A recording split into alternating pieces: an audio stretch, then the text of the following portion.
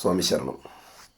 ശബരിമല തീർത്ഥാടനത്തിൻ്റെ പുണ്യപൂർണതയായ 18 പടികളെക്കുറിച്ച് സംക്ഷിപ്തമായി പറയാം.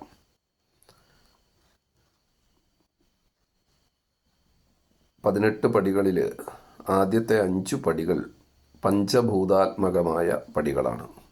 ഭൂമി, ജലം, അഗ്നി, വായു, ആകാശം ഇവയാണ് പഞ്ചഭൂതങ്ങൾ.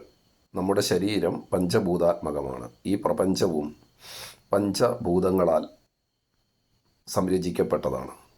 പഞ്ചഭൂതാത്മകമായ ആദ്യത്തെ 5 പടികൾ കയറാനുള്ള ആധികാരികത ഉണ്ടാവുന്നതിന് പഞ്ചഭൂതാത്മകമായ നമ്മുടെ ശരീരത്തെ നാം ജയിക്കേണ്ടിയിരിക്കുന്നു. ബ്രാഹ്മമുഹൂർത്തത്തിൽ ഉണരുന്നത് തൊട്ട് ശരീരത്തിൻ്റെ ചോദനകളെ, ശരീരത്തിൻ്റെ പ്രേരണകളെ, ശരീരത്തിൻ്റെ കാമനകളെ ജയിക്കുന്നതിനുള്ള യജ്ഞമാണ് ഒരു വ്രതധാരി പ്രാഥമികമായി തന്നെ നിർവഹിക്കുന്നത്. ഇപ്രകാരം പഞ്ചഭൂതാത്മകമായ ശരീരത്തെ അതിജീവിക്കുന്നതിന് അർഹനാകുമ്പോൾ ആദ്യത്തെ 5 പടികൾ താണ്ടുന്നതിന് അയ്യപ്പ ഭക്തൻ അർഹനായിത്തീരുന്നു. അടുത്ത 8 പടികൾ അഷ്ടരാഗങ്ങളാണ്. കാമം, ക്രോധം, ലോഭം, മോഹം, മദം, മാത്സര്യം, ഡംഭ്, അസൂയ ഇവയാണ് അഷ്ടരാഗങ്ങൾ. അഷ്ടരാഗങ്ങളുടെ ഇരിപ്പിടം മനുഷ്യ മനസ്സാണ്. മനസ്സിനെ ജയിക്കുക എന്നുള്ളതാണ് ഇവിടെ പ്രധാനമായ വിഷയം. ഈ മനോജയം കൈവരിക്കുന്നതിനുള്ള യജ്ഞത്തിലൂടെയും വ്രതചര്യയിലൂടെ, ഒരു മണ്ഡലം നീണ്ടു നിൽക്കുന്ന വ്രതചര്യയിലൂടെ സഞ്ചരിക്കുന്ന അയ്യപ്പ ഭക്തൻ കടന്നു പോകുന്നു. അപ്പോൾ അടുത്ത 8 പടികൾ, അഷ്ടരാഗങ്ങളാകുന്ന പടികളും താണ്ടുന്നതിന് അർഹനായിത്തീരുന്നു.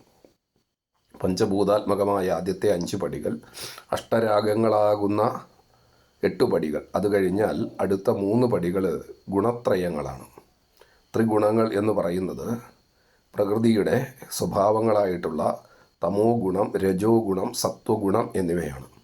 ഈ ഗുണത്രയങ്ങളുടെ വിന്യാസ ഭേദങ്ങളാലാണ് ഓരോ മനുഷ്യൻ്റെയും സ്വഭാവം, അഭിരുചി, സമീപനം ഇവയൊക്കെ വ്യത്യസ്തമായിരിക്കുന്നത്. ആളുകൾ വ്യത്യസ്ത തലക്കാരുമായി നിലകൊള്ളുന്നതിന് കാരണം ഗുണത്രയങ്ങളുടെ വിന്യാസ ഭേദങ്ങളാണ് എന്ന് കാണാം. തമോ ഗുണത്തെ അതിജീവിച്ച് രജോ ഗുണത്തിലേക്കും, രജോ ഗുണത്തെ അതിജീവിച്ച് സത്വ ഗുണത്തിലേക്കും, തുടർന്ന് ഗുണാതീതമായ തലത്തിലേക്കും ഉയരാൻ കഴിയണം. ഈ ഗുണത്രയങ്ങളെ മറികടക്കാൻ ശരണാഗതി തന്നെയാണ് മാർഗം. സ്വാമി അയ്യപ്പ ഭഗവാനെ ശരണം പ്രാപിക്കുന്ന ഭക്തൻ ഗുണത്രയങ്ങളാകുന്ന പടികളെയും കടക്കുന്നതിനുള്ള ആധികാരികതയെ കൈവരിക്കുകയാണ്. 17ാമത്തെ പടി, ആദ്യത്തെ 5 പടികൾ കഴിഞ്ഞു, പിന്നെ 8 പടികൾ കഴിഞ്ഞു, ഗുണത്രയങ്ങളാകുന്ന 3 പടികളും കഴിഞ്ഞു. 5, 8, 13, 3, 16 പടികളായി. 17ാമത്തെ പടി അവിദ്യയാണ്. അവിദ്യയാകുന്ന ഈ പ്രാപഞ്ചിക ബോധമാകുന്ന ആ അവിദ്യയാകുന്ന തലത്തിൽ നിന്ന്, മായയാകുന്ന തലത്തിൽ നിന്ന് അതിനെ മറികടക്കുമ്പോഴാണ് 18ാം പടിയായ വിദ്യ ഇതൾ വിരിയുന്നത്. അറിവ്, ജ്ഞാനം, പരമമായ സത്യം, ഉപനിഷത്തുകളിൽ ഉദ്ഘോഷിക്കുന്ന മഹാവാക്യങ്ങളാൽ പ്രതിപാദിക്കപ്പെടുന്ന ആ സത്യത്തിൻ്റെ തലത്തിലേക്കാണ്, തത്വമസി എന്ന ഉപനിഷത് വാക്യത്തിലേക്കാണ്, പരമമായ അദ്വൈത ബോധത്തിലേക്കാണ് സാധാരണക്കാരിൽ സാധാരണക്കാരനായ അയ്യപ്പ ഭക്തൻ എത്തിച്ചേരുന്നത്. എല്ലാം അയ്യപ്പനായി കാണുന്ന, അവനവനും ആരാധിക്കുന്ന മൂർത്തിയോട് ആരാധിക്കുന്ന ഭക്തനും താതാത്മ്യം പ്രാപിക്കുന്ന, ചുറ്റുപാടും കാണുന്ന സകല ചരാചരങ്ങളിലും അയ്യപ്പനെ തന്നെ കാണുന്ന ഭക്തൻ ആ ചര്യയിലൂടെ സഞ്ചരിച്ച് ഈ പ്രപഞ്ചാവബോധത്തിനപ്പുറത്തേക്ക് കടന്ന് അദ്വൈത തത്വസാക്ഷാത്കാരത്തിലേക്ക് എത്തിച്ചേരുകയാണ്. അപ്രകാരം 18ാം പടിയാകുന്ന വിദ്യ എന്ന തലത്തിലേക്കാണ് എത്തിച്ചേരുന്നത്.